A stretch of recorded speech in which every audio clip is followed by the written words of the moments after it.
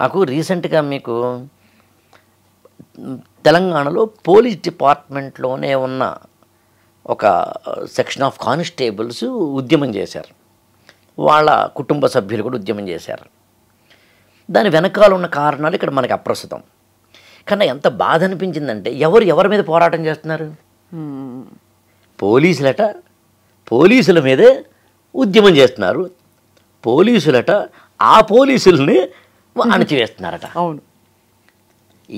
ఎవరి కోసం తలపడుతున్నారనేది ఇది నక్సలిజంకి పోలీసులకి మధ్య జరిగిన పోరాటంలో సింధూర్ అనే సినిమా కృష్ణవంశీ గారి సినిమాలో నాకు తెలిసి తెలుగు జాతి చరిత్రలోనే ఒక నక్సలిజం పోరాటాన్ని ఇంత అందంగా, ఇంత అర్థవంతంగా, ఇంత ఔచిత్యవంతంగా చెప్పవచ్చు అనేది ఒక సీతారామ శాస్త్రి చేశారు. అవును.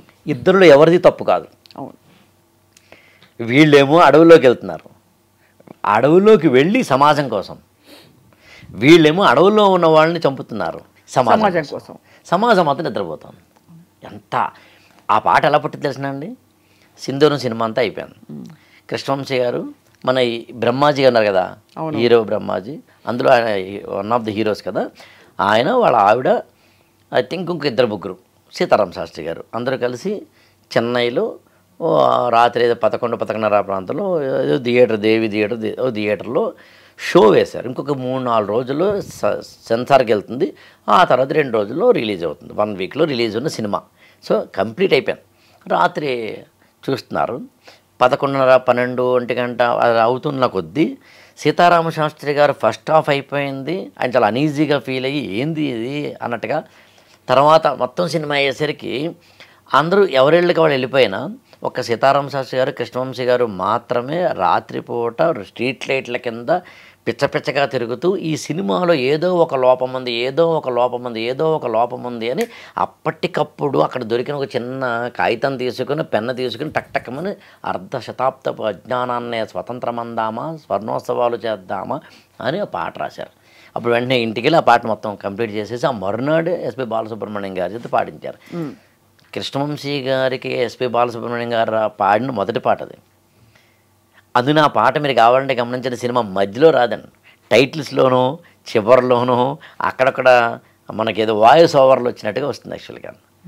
ఎందుకని పాట పట్ల, సినిమా పట్ల, ఒక కళాకృతి పట్ల ఒక సీతారామ శాస్త్రి గారికి ప్రేమ లేకపోతే, తపన లేకపోతే, అన్నిటికన్నా ఇంపార్టెంట్ దార్శనికత, అంటే ఇంగ్లీష్లో చెప్పాలంటే విజన్ లేకపోతే రాయలేరు. ఏదో అయిపోయింది సినిమా, ఓకే వారంలో రిలీజ్ అట, ఇంతకన్నా ఏముంటుందిలే, ఆమె తీస్తే బాగా తీసావు, బాగా తీయలేదు, ఒకటి అలా చెప్పలేదు యాక్చువల్గా. అదే సీతారామ శాస్త్రి గారు కృష్ణవంశీ గారికి ఇంకొక పాట ఇచ్చారండి. అదే సినిమా అంటే గులాబీ. మీరు ఐ థింక్ గులాబీలో అత్యద్భుతమైన పాట ఉంది. ఈ వేళలో ఏం చేస్తూ ఉంటావు. సునీత గారికి పేరు మంచి ఒక రైజింగ్ తెచ్చిపెట్టిన సునీత గారు. యాక్చువల్గా ఆ పాట యాక్చువల్గా ఎలా జరిగిందంటే గులాబీ సినిమాకి సంబంధించిన అప్పటికి 4 పాటలు 3 పాటలు అయిపోయినాయి. మామూలుగా అందులో ఉన్న పాటలన్నీ రాసేసారు, మ్యూజిక్ అంతా అయిపోయింది, కంపోజింగ్ అంతా అయిపోయింది, ఎవ్రీథింగ్ అయిపోయింది, సాంగ్స్ పాడడం కూడా అయిపోయింది, క్యాసెట్ అప్పట్లో క్యాసెట్లు కదా, క్యాసెట్ రిలీజ్కి సంబంధించి కూడా అయిపోయింది. అయితే ఏంటంటే ఆ రోజుల్లో క్యాసెట్ ఎవరైతే రిలీజ్ చేసే ఆడియో కంపెనీలు ఉంటాయో వాళ్ళు ఎప్పుడూ కూడా మామూలుగా ఏ సైడ్ బి సైడ్ ఉండేవి. అప్పట్లో క్యాసెట్లు మీకు గుర్తుండే ఉంటుంది. క్యాసెట్ మనం పెట్టేవాళ్ళం, టేప్ రికార్డులు నొక్కేవాళ్ళం, అది అలా తిరుగుతూ పాటించేది ఆ మ్యాగ్నెటిక్ కోటింగ్ మీద. సో ఏ సైడు బి సైడు 2 సమానంగా ఉంటాయి. అందులో ఏ సైడ్లో 4 పాటలు ఉంటే బి సైడు 4 పాటలు ఉండాలి, అంతే కదా. ఏ సైడ్ 3 ఉంటే బి సైడ్ 3 ఉండాలి. అందులో అప్పట్లో తెలుగు సినిమా ఏ సినిమా అయినా కానీ అయితే 6 పాటలు 8 పాటలు ఉండేవి, అంతే తప్ప 5, 7 ఉండడం అనేది అది అరగంట 55 నిమిషాలు నిడివి ఉండే క్యాసెట్లు ఉండేవి. అందులో ఖచ్చితంగా 6 లేదా 8 పాటలు ఉండేవి. అందులో అప్పట్లో ఒక తప్పదనుకుంటే ఏం చేసేవారంటే సినిమాలో పాట లేకపోయినా కానీ క్యాసెట్ కోసం పాట పెట్టేవారు, ఎక్స్ట్రా పాట ఉండేది. అలా ఈ మొత్తం గులాబీ సినిమా పాటలన్నీ అయిపోయిన తర్వాత క్యాసెట్ తీసుకెళ్ళినప్పుడు ఆడియో కంపెనీ వాళ్ళు ఏమన్నారంటే అందులో 5 పాటలే ఉన్నాయి, సో అందులో ఓ పాటైనా తీసేయండి లేదా ఇంకో పాటైనా పెట్టండి అని. అప్పుడు కేవలం క్యాసెట్ కోసం ఏదోడు రాయాలి కాబట్టి రాసేసి దాన్ని కనుక మనం మ్యూజిక్ కంపోజ్ చేసేసి ఇచ్చేస్తే బాగుంటుందన్న ఉద్దేశంతో శాస్త్రి గారిని పాట రాయమన్నారు. ఈ పాట అది అనుకోకుండా, ఎందుకంటే అదే సినిమాలో ఆల్రెడీ హీరో వెర్షన్ తోటి ఇలాంటిది ఒక పాట ఉంటుంది, ఇంకా మిగిలింది హీరోయిన్ వెర్షన్తో ఒకటి ఇస్తే బాగుంటుంది. అది సినిమాలో లేదు, కేవలం అది ఉన్నది ఒక ఆడియో క్యాసెట్ కోసం మాత్రమే. శశిప్రీతం గారు సంగీతం. కానీ శాస్త్రి గారు ఇది ఆడియో కోసమా లెఫ్ట్ హ్యాండ్తో రాసేద్దాం అనుకోలేదు. ఇది నా పాట. నేను ఎప్పుడు శాస్త్రి గారి గురించి ఎవరైనా అడిగితే ఏం చెప్పాలి అని అడిగితే కనుక సింగిల్ లైన్లో చెప్పండి అంటే ఏమంటానంటే, ఆయన పాట కోసమేనా, మనం పని కోసమేనా, పని పాట లేకుండా పని చేయకండి. అది బాగుంది, సూపర్. పని అనేది పూజ, పని అనేది వ్రతం, పని అనేది యజ్ఞం, పని అనేది దీక్ష, పని అనేది తపస్సు. పని నా కూతురు, పని నా నుంచి పుడుతున్న నా కూతురు బాగుండాలని, అర్థవంతంగా బతకాలని, అందంగా బతకాలని, హోందాగా బతకాలని అనుకుంటున్నాం కదా. అందుకని ఏ పని చేసినా నేను ఆయన నుంచి ఏదైనా నేర్చుకున్నానంటే వన్ ఆఫ్ ద ఇదండి, ఏ పని చేసినా లీనమై చేయడం అనేది. ఆయన కూడా మీరు ఎప్పుడు గమనించే ఉంటారు, మనం వెళతాం, కూర్చుంటాం, మొదట 10 నిమిషాలు బాగానే ఉంటుంది, ఆ తర్వాత ఆయన పాటల్లోకి మనం తీసుకెళ్తారు. సాయంత్రం మనం 7ంటికి 8ంటికి వెళ్తాం, తెల్లారిగట్టి 4ంటికి బయటకు వస్తాం, ఎన్ని మాటలు మాట్లాడతారు. అవును, అలా ఆ రోజున ఆ పాట ఆడియో క్యాసెట్ కోసం రాయలేదు, ఆయన తన కోసం రాసుకున్నారు, అందంగా రాశారు. ఎలాగోలా రాయండి సార్ తప్పదు కాబట్టి అని అన్నా డైరెక్టర్ గారు, అంటే అలా అన్నారు నా ఉద్దేశం కదా కృష్ణవంశీ గారు. But purpose of that song is only remaining at the cassette. అయినా ఆయన అది ఎవరి చేత, అది ఆ పాట దాన్ని మీరు చెప్పినట్టుగా ఎవరో ఒకరి చేత పాడిస్తుందని చెప్పి అప్పటికే కోరస్ సింగర్గా ఎదుగుతూ ఉన్న సునీత గారి చేత పాడించారు. అవును, ఆవిడ పాడిన తర్వాత దానికి ఒక మాధుర్యం అందింది. అది విన్నారు కులు మనాలు ఉన్నారు అప్పుడు రామ్ గోపాల్ వర్మ గారు, దానికి ప్రొడ్యూసర్ ఆయనే కాబట్టి ఆయన అక్కడి నుంచి ఈ పాట విన్న తర్వాత ఇంత మంచి పాటని మనం పిక్చరైజ్ చేయబోతే ఎట్లా అని చెప్పి అందరూ రండి క్రూ అందరినీ రప్పించి మళ్ళీ అక్కడ ప్రత్యేక పిక్చరైజ్ చేశారు. పాట గతినే మార్చేసింది, సినిమా గతినే మార్చేసింది. ఈ వరల్డ్కి ఆ పాట బతికుంది. పని చేస్తున్నప్పుడు మనం సత్సంకల్పంతో చేస్తే ఇవాళ దానికి రిజల్ట్ రాకపోవచ్చు, బట్ ఆవకాయ లాంటిది, ఊరి ఇప్పుడు బాగుంటుంది. అమ్మ మాట లాంటిది పాట, ఊరి బాగుంటుంది. ఇంతే యాక్చువల్గా. అందుకని సీతారామ శాస్త్రి గారు ఆయన ఏ పాటైనా, దాన్ని మనం చెప్పుకున్న సింధూరం పాట అయినా, ఇప్పుడు చెప్తున్న గాయం పాట అయినా, ఏ పాట రాసినా చివరిలో అలవైకుంఠపురంలో మామూలుగా అన్ని పాటలు గొప్పవే, మనమేమి దాన్ని కాదని అనలేం. అందులో ఉన్న బుట్టబొమ్మ పాట కావచ్చు, లేదా ఇతరతర పాట. అవును. కానీ మీకు ఇష్టమైన, మీకు నచ్చిన పాట మీ దాన్ని సామజవర గమన నిన్ను చూసి నేను పాడడానికి ధైర్యం చేస్తున్నాను, మీరు ఉండగా పాడకూడదు యాక్చువల్గా.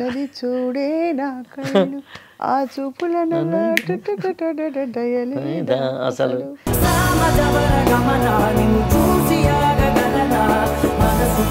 ఆ పాట నాకు ఇప్పుడు గుర్తండి.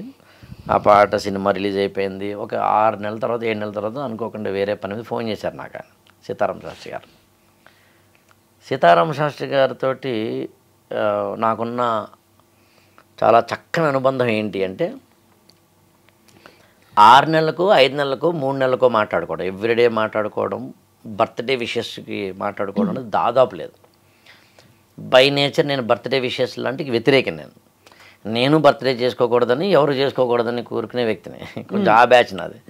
అందుకని సీతారామ శాస్త్రి గారికి బర్త్డే విషయం చెప్పడం ఇప్పుడు చేయలేదు నేను. బట్ ఎప్పుడైనా మాట్లాడిన సందర్భం ఏదైనా ఉంటుందంటే ఏంటంటే, అంతకు మనకి ఏదో 4-5 పాటలు వరుసగా వింటాం, మనం ఉద్యుక్తులు అవుతాం, వెంటనే మనం ఫోన్ చేయడం, లేదా ఆయన ఫోన్ చేయడం, అలా ఫోన్ చేశారు. ఈ పాట గురించి నాకు తెలుసు ఒక అరగంట సేపు చెప్పారు నాకు. మామూలుగా ఒక ప్రణయ గీతంలా మాత్రమే కనిపిస్తుంది, కానీ ప్రణయ గీతంలోనే ఎన్ని అర్థవంతమైన పదజాలాలను ఆయన ఇమిడ్చారని చెబుతూ మొత్తం పాటలో ఎక్కడా అందులో అబ్సిడిటీ కానీ లేకపోతే అనర్థవంతమైనవి కానీ లేకుండా మొత్తం పాటని యాజిటీజ్గా రాస్తూనే అక్కడ ఉన్న పాత్రకి వాటికి, ఆ పాత్ర కూడా మళ్ళీ సినిమా పరంగా చూసినప్పుడు కాళ్ళకు సంబంధించిన ఎపిసోడ్స్ ఉంటాయి కాబట్టి దానికి సంబంధించి రాస్తున్నా దాని వెనకాల ఎన్ని ఇమిడ్చారు. ఒక పెంకితనంతో కూడిన హీరో తాలూకు వాటిని ఒక ఏదో జాబ్ చేస్తూ ఉన్న ఒక అమ్మాయి లాంటిది, వీళ్ళిద్దరి మధ్యన ప్రేమ సాగుతూ ఉన్నప్పుడు ఆ ప్రేమలో కూడా మళ్ళీ చాలా ఏదో ఇప్పుడు హయ్యర్ లోయర్ లెవెల్ని ప్రేమించడం జరుగుతుంది కానీ లోయర్ హై లెవెల్ని ప్రేమించడం జరగదు అక్కడ మామూలుగా. వీడేమో ఎంప్లాయీ ఐఎమ్ ఎంప్లాయర్గా అనిపించినప్పుడు దీనంతటిని ఎలా రాశారు. దీంట్లో మళ్ళీ అవసరమైతే ఒక తాత మనవరాలు ఇద్దరు మాత్రమే మాట్లాడుకున్నా కూడా ఈ పాట ఎలాగ అనువర్తింప చేయవచ్చు అని. అవును. సో అందుకని అంటే ఇన్ని రకాలు ఆలోచిస్తారా ఒక పాట రాసేటప్పుడు అనిపిస్తుంది యాక్చువల్గా సీతారామ శాస్త్రి గారు. శాస్త్రి గారు గంగావతరణం ఇవన్నీ అంటే ఇలాంటి కళాఖండాలు మనకి పరిచయం అయిన తర్వాత ఆయన అత్యంత ఏంటి శివభక్తుడు కాబట్టి ఆయన ఆలోచనలు బహుశా ఒక బాణీలో ఉంటాయి అనుకుంటాం. కానీ నేను ఆశ్చర్యపోయిన విషయం ఆయనకి సర్వమత సమానత్వం, సర్వధర్మ ఇంకా చెప్పాలి ఏకత్వం, అండ్ అలాగే మూలం నుంచి పట్టుకుని అర్థం చేసుకునే ఒక విశాలమైన దృక్పథం ఏదైతే ఉందో అది నేను చాలా ఆశ్చర్యపోయాను. ఎవరి గురించో ఒకసారి ఆయన చమత్కారం ఒకటి, ఎవరి గురించో ఒకసారి చెప్తూ ఫలానా వ్యక్తి అండి అది ఆయన సన్యాసం తీసుకున్నారంటే వెంటనే చూసి సన్యాస సన్నాస అని అడిగారు. ఆ చమత్కారం అలాంటి. అవునవును. అంటే అంతటి అన్ని కోణాలుండే బాబాయ్ గారు. అవును. అందరినీ వదిలేసిన వాడు సన్యాసి, అందరూ అతను వదిలేస్తే సన్యాసి. సన్యాసి నిజమే. ఆయన ఇంకోటి ఉందండి యాక్చువల్గా మీకు అంటే గంగావతరణం గుర్తు చేశారు కాబట్టి శంకరాభరణం సినిమా రిలీజ్ అయింది 1980లో. అవును. శంకరాభరణం యూనిట్కి కాకినాడలో సన్మానం చేయాలని ప్లాన్. సో అప్పుడు కాకినాడలోనే సీతారామ శాస్త్రి గారు ఉన్నారు. అప్పటికే ఆయన భరణి అనే పేరుతోటి మంచి మంచి కవిత్వం రాస్తున్నారు, కథలు అవి రాస్తున్నారు. లోకల్గా గొప్ప కవిగా ఆయనకి పేరుంది కాబట్టి ఈ శంకరాభరణం యూనిట్కి కనుక ముఖ్యంగా కె విశ్వనాథ్ గారిని కనుక మీరు పొగుడుతూ ఈయన ఇంత గొప్ప అంత గొప్ప అని పొగుడుతూ, పైగా తెలుగు సినిమాలు 1980 అంటే ఖచ్చితంగా సంధి కాలంలో ఉన్నాయి. తెలుగు సినిమాలో ఒక డ్యాన్సులు చాలా చాలా ఫైట్స్ ఇతరత్రా ఉన్న రోజుల్లో ఒక శంకరాభరణం వచ్చింది. సో దీన్ని చాలా అందంగా చెబుతూ రాయమని అడిగినప్పుడు సీతారామ శాస్త్రి గారు ముందు ఒప్పుకోలేదు. ఒక వ్యక్తి మీద నేనేం రాస్తాను అలా పొగుడుతూ రాయడం అనేది ఏదో ప్రశంసాపత్రమో సన్మానపత్రమో అవుతుంది అన్నట్టుగా ఆయన కొంచెం రిలక్టెంట్గా ఉన్నారు. సరే మొత్తం మీద ఒప్పుకున్నారు, రాశారు. నాకలోకం ఇది నా పుట్టిన ఇల్లు అంటూ గంగా అవతరణం రాశారు. అది ఓ పక్కన చూస్తేనేమో గంగ ఏ విధంగా నేలకు వచ్చింది, భగీరథ ప్రయత్నంలోంచి సగర దానికి సంబంధించినవి ఉంటాయి. అట్ ద సేమ్ టైం అదే సందర్భంలో ఇది కె విశ్వనాథ్ గారికి శంకరాభరణానికి ఆ కథకి ఆ కథానుకూలతకి అనువర్తించినప్పుడేమో దీనికి సరిపోతుంది. ఇలాగా ఆయన ఉండేలా రాశారు యాక్చువల్గా. అవును. అయిపోయింది. విచిత్రం ఏంటంటే ఈయన ఎంత కష్టపడి రాసిన దాకా ఉండి ఆ రోజున సన్మాన సభలో ఈ పాటని ఈయన గొంతు ద్వారా వినిపించే అవకాశం దక్కలేదు. అసలు వినిపించే అవకాశమే దక్కలేదు. Disappointment number 1. కానీ ఒక 4 ఏళ్ల తర్వాత 1984లో జననీ జన్మభూమి అని ఒక సినిమా బాలకృష్ణ గారు హీరోగా వస్తే దాని యొక్క షూటింగ్ కోసం కె విశ్వనాథ్ గారు దాని డైరెక్షను, ఆయనేమో అమలాపురం ఆ ప్రాంతానికి వెళ్ళి షూటింగ్ జరుగుతుంటే ఈ కె విశ్వనాథ్ గారు కూర్చుని ఒకరింట్లో కొత్తపల్లి ఘనశ్యామల ప్రసాదరావు గారు ఒక సంస్కృత పండితులు అన్నారు, సంస్కృతం లెక్చరరు. ఫ్రాంక్గా చెప్పాలంటే నేను ఆ కాలేజీ నా గురువుగారు కూడా ఆయన సంస్కృత దానికి సంబంధించింది, ఆర్ఎస్ఎస్లో కూడా చాలా కీలకమైన వ్యక్తి ఆయన. ఆయన ఇంట్లో ఉన్నప్పుడు ఒక తల్లి 2 పిల్లలు 6, 7 ఏళ్ళు ఉన్న పిల్లలు ఇద్దరిని తీసుకొచ్చింది. వాళ్ళు ఏం పాడతారు అంటే ఏదో గంగావతరణలో అది ఏదో పాడతారటండి అంటే పాడమన్నారు ఆయన, ఎవరో కె విశ్వనాథ్ గారు. ఈ పిల్లలిద్దరూ పాడారు. పాడితే ఆయన ముగ్ధుడు పరవశుడైపోయి ఎవరిది ఈ పాట ఎవరు రాశారు అంటే అంతవరకు ఈ పాట రాసింది సిరివెల్ల సీతారామ శాస్త్రి గారిని విశ్వనాథ్ గారికి కూడా తెలియదు, కానీ రాసింది మాత్రం విశ్వనాథ్ గారి కోసమే. అప్పటికి ఆ పాట నాకు తెలిసి కాకినాడ నుంచి కాశీ దాకా వెళ్ళిపోయింది, కానీ కాశీనాథుని విశ్వనాథ్ గారి దగ్గరికి మాత్రం చేరలేదు. ఇప్పుడు చేరింది. అవును, 4 ఏళ్ల తర్వాత. అది 2 పిల్లల గొంతుకలో ఆయన మురిసిపోయారు. చెన్నై వెళ్ళిపోయారు. మళ్ళీ షూటింగ్ సంబంధించి చూసుకుంటూ ఆ పాటని తన యొక్క సినిమాలో పెట్టడం కోసం ఈయనకి ఏదో పర్మిషన్ కోసం చిన్న ఉత్తరం రాసి ఉంటారు. మొత్తం మీద ఒక చిన్న పాటగా పెట్టారు. జననీ జన్మభూమి అనే పాటలో ఉన్న గంగావతరణం అనే దాంతో యాక్చువల్గా సిరివెన్నెల సీతారామ శాస్త్రి గారి యొక్క సినిమా కెరీర్ నిజానికి స్టార్ట్ అయింది. అందులో ఆ సినిమాలో కూడా టైటిల్ కార్డులో సీతారామ శాస్త్రి గారి పేరు ఉంటుంది. ఆ తర్వాత స్వాతిముత్యం సినిమాలో ఒక చిన్న పాటగా మనకి మామూలుగా వటపత్ర సాయికి వరహాలలాలి అనే పాటని డాక్టర్ సి నారాయణ రెడ్డి గారు రాసిన తర్వాత మళ్ళీ అదే పాట చివరిలో విషాద గీతంగా రాయించింది, ఈయన చేత రాయించారు. ఆ సినిమా దాంట్లో కూడా ఈయనది ఉంటుంది, ఈయన యొక్క పేరు ఉంటుంది. పాయింట్ ఏంటంటే 1980లో కె విశ్వనాథ్ గారి కోసం రాసిన గంగావతరణం అనేది ఆ రోజున ఆయనకి చేరకపోయినా ఆ తర్వాత అటు తిరిగి ఆయనకే చేరి అది ఆయన మనసులో ఉన్మీలనమై ఆ తర్వాత సిరివెన్నెల సినిమాతోటి ఈయన్ని తీసుకురావడం జరిగింది. ఇంకా తర్వాత చెప్పాల్సిన 1986 మే 20న సిరివెన్నెల సినిమా రిలీజ్ అయింది. అది ఏ రోజు? సీతారామ శాస్త్రి గారి యొక్క జన్మదినం. ఈయన బర్త్డే నాడు వచ్చింది. ఓ, అది ఎంత యాదృచ్ఛికం, ఎంత యాదృచ్ఛికం. 2 ఆయన రీబర్త్ కూడా. ఈ సినిమా సినిమా రిలీజ్ అయిన తర్వాత ఆయన ఇంటి పేరు అవ్వాలి, చెంబోలు తర్వాత అంతేనా? కానీ సిరివెన్నెల సినిమా చూడండి ఈసారి, టైటిల్ కార్డులో సిరివెన్నెల సీతారామ శాస్త్రి ఉంటుంది.